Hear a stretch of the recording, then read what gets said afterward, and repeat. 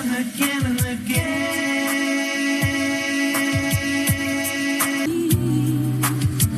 It took some time for me to see that you give good love to me, baby. It's so good. Take this heart of mine into your hand. You give good love to me.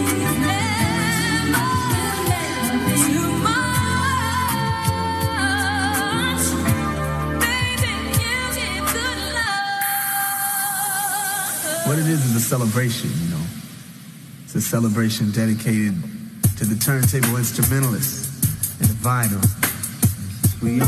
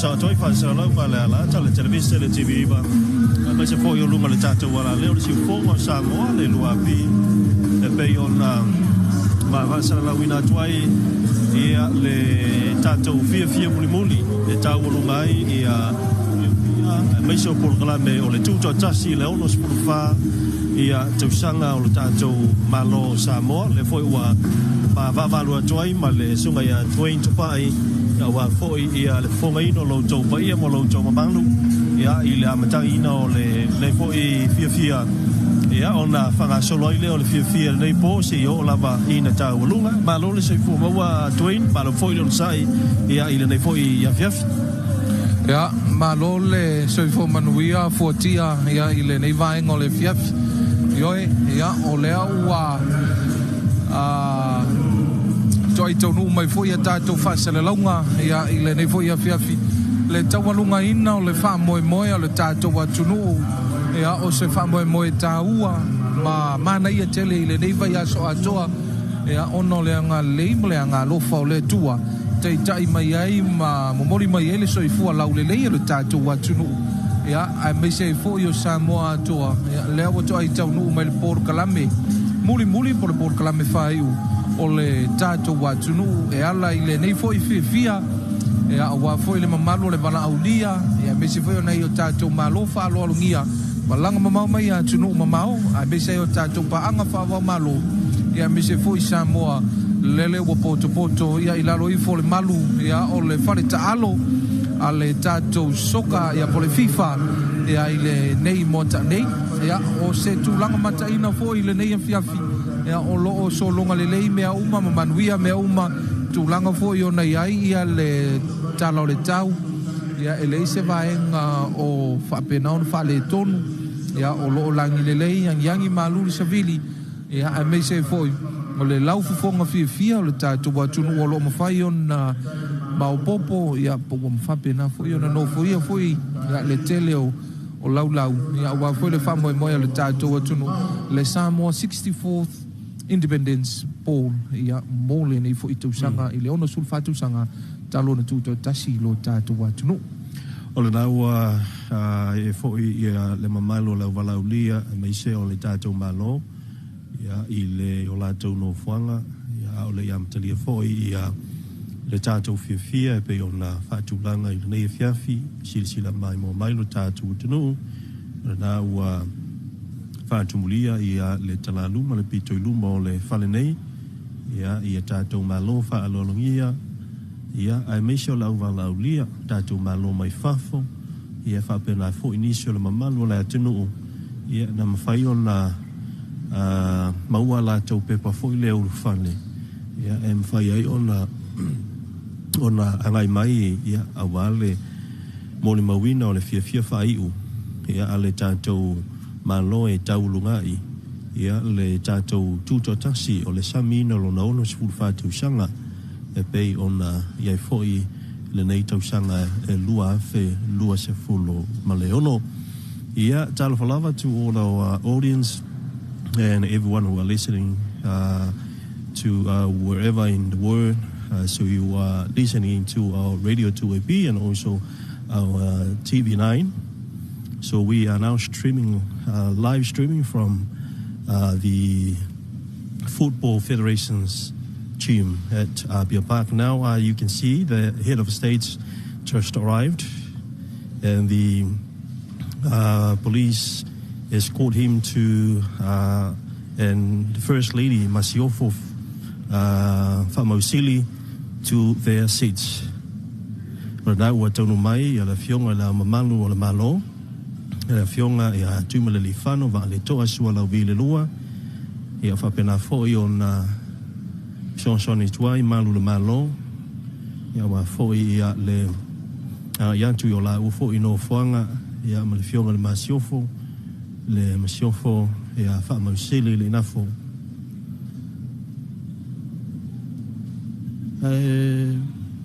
Ana ia le fiafi ia e mo ni lava ile o le lava langi le lei mai ai le tai hausi o mai fiafi o le foi mai tau atu o le ua o te leila to le tono le mauta nei moni o le lava be ona ta ua le sunga ia fontia ia o lo nga solo mai lava le mamala le tato vala o dia ia pe foi ona silofia ia o le tai tau no e foi o le fionga la mamalo le malo ia mise foi ia le fionga i le teita i o le malo ia le mamalu o le kabineta ia matato malo falo nia ia o le a fabenao na mai moma fa fong mai lu tato wa tunu le nei fiafi ia le atuna tu foi ia i le fonga o le tato Polokalame ia i le nei vai ngo le fiafi a wale fa fonga man mai mo mai tato wa tunu tato malo te fono mar committer Tutoatasi ia matua i tātou fuli ai e pātipatia, ia mawhawhitaia, ia le whamna tuina o le tātou ono sifuma le whātausanga, ia sumia hawhia mai matala mai au, i le awa tele, ia e wala au tuai, i le fionga le ofisilo le pūrenga o tangata whao mai moa, ia o le suite i teifono fo in tapena ina le nei wha moe moe le tofia le fionga le pānemia le teifono le komite o le Tutoatasi, ia mo le amatalia o le tātou pa moe moe, ia sunga ia ni mata, hiti o na pongi.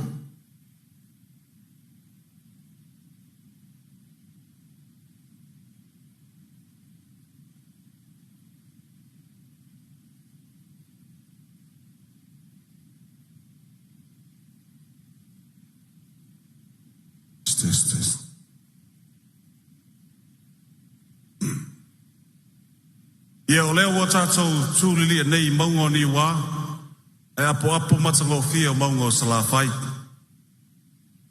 Ina o se tala leo maa lie le alo le tui atua, wa lele ua lolo i fisanga ngi maa lie o le ngafo o pisenga, sa fitali ai le atu tia lolongo, a wa le whamana tuina o le ono Tausaga o le sawa tonga o lo tātou maa lo Tutoatasi.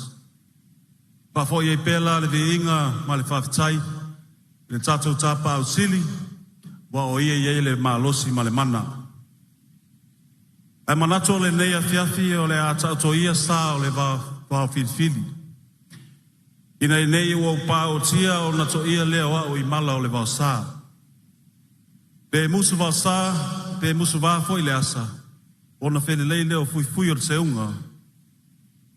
E whainga tālo o tō mamalu, pa o lolo kataa. O te le ngafa tau le maina e se whaamatalanga, pe o te whaitau fo i whaalofi lima, o tau sā ma whainga, nunu atuia whaatini o tau sala. Ai au te tulai atu ma le awa ma le whaloalo, e vea lo whatau waa, vai ma whonga ta molmoli, o le awhionga i le alipa le mea, la auli o le mali atoa le awatea, o lata i Val Smith, ia po le taitaifono foi lea o le komiti o le Tutoatasi. Pata alofa ma whawhelo i atoa i auto pa ia, wa whio mai le nea fiafi. Ma lolo soifo manuia ma langi mai lau sunga i le whawhengainga, Verena Mosa, Wawa, Io lo whionga i leo malu al malo, a pea tupu matamali i wa poto. Talitonu lava ua mata o fie, ma maulunga le awhiawhi, i lo utoa whio mai, tātou te fia whatas, i le siui o le Polokalame a wale whamana tuina, o le ono sifut Tausaga, o le Tutoatasi o te o tātou atu nupele. Tau se taimi o na saunoa lea o le alipa le mea, to atu leo so to matu pala, mato e whawhitaia lo to pa ia mali mamalu, ai mai sena whailo atu o onga o te o le nea fiafi. Ai awhia mai, su mai, tala mai au. Ino no lea e whilongia le tātou a fiafi e o lea le a whawau o tuai se whamatalanga i le ngana Peritania. Warm greetings and talofa to you all. Our distinguished guests, it's an honor on behalf of our Honourable Prime Minister and also the Chair of the Independence Organising Committee to welcome you all to the 64th Independence Celebrations Ball. Special acknowledgement to our delegations and friends from overseas who have travelled over to celebrate with us. Welcome to beautiful Samoa. Our program for tonight is very short, and we will keep formalities to a minimum. We have a great lineup of entertainment lined up by some legendary performers. As tonight is all about celebrating our efforts and enjoying this awesome setting and the refreshments on offer.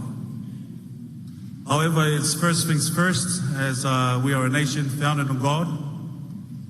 We must first invoke our Heavenly Father's blessing and protection on our celebrations tonight. Ele amataria le tātou whiawhia i le whiawhi, i au lava o na mua me mo Tausaga, mo mori la i whonga. Tulai foilo na ngā lelei malo ngā lofa, ia whapea foilo na puipuinga i lo tātou watunu. Lela i tāpai ma le ava ma le whalo lava, lo sunga Verena Mosa Powoa, o le Ava Center Church i Napia, mo le taita ino tātou se talo, e tala i le tātou a whiawhi.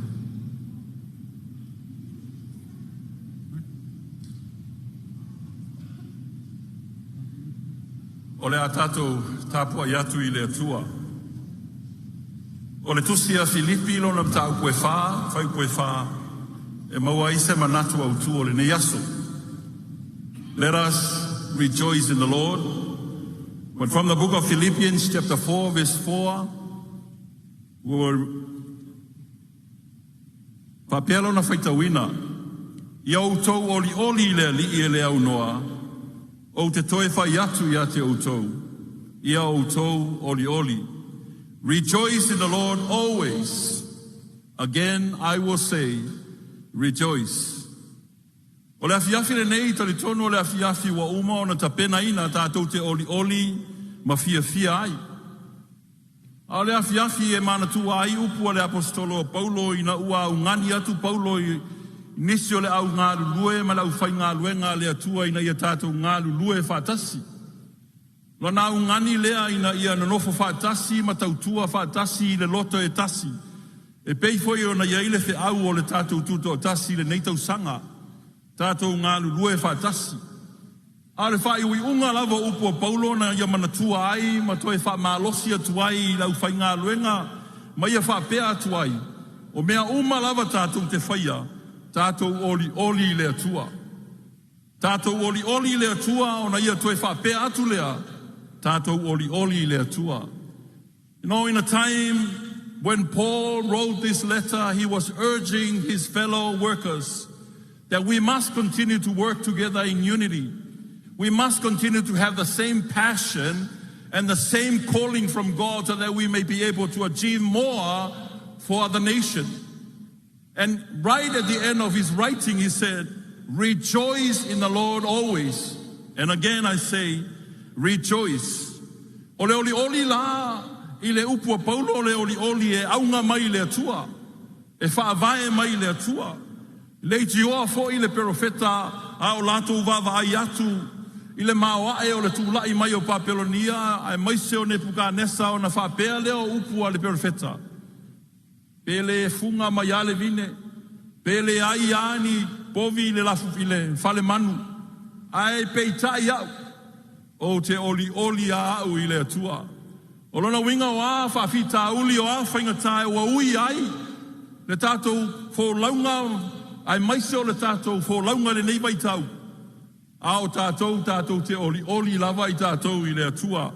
A wā o ia o le aunga lea o mea uma.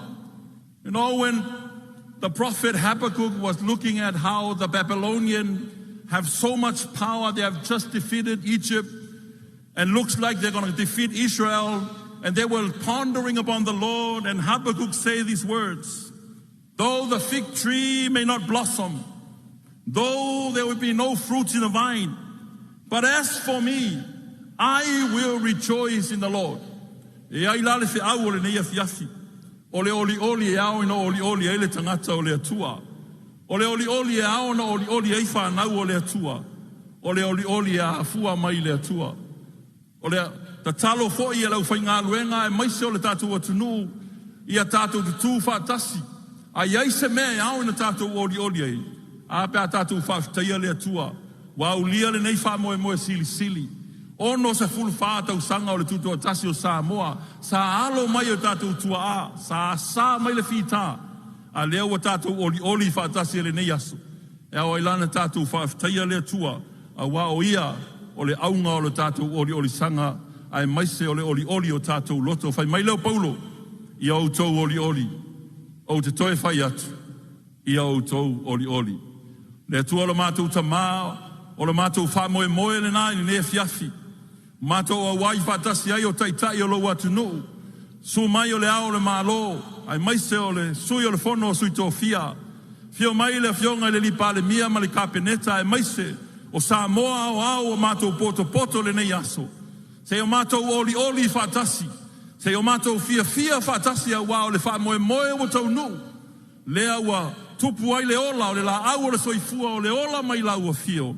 Mātou whaafitai e le nei afiafi. Mea uma mātou te whaia, ia maua lunga ai se vi inga o lau fia o le nei afiafi. Ia mātou oli o na oe. Ia mātou fia o na o le mea ua e whaia mo i mātou. Ia tū maua ia te oe le vi inga nei se yo o le whaavavau. Whamanuia i taitai o Samoa, whamanuia le pāle mia ma le kapeneta e maise o le whainga mālo, whamanuia fo iso mātou atunu, mai lava i maunga te tele. Se yo o lava i mātou whana witi. Whamanuia le nei afiafi, ia le mātou fia e tu watu i lau o fio. Nei a mātou oli a wā oe, o le aunga lea o mea uma mātou te whaia ia vi ia oe ono Yesu o mātou wole mvala o tuai. Amene, amene.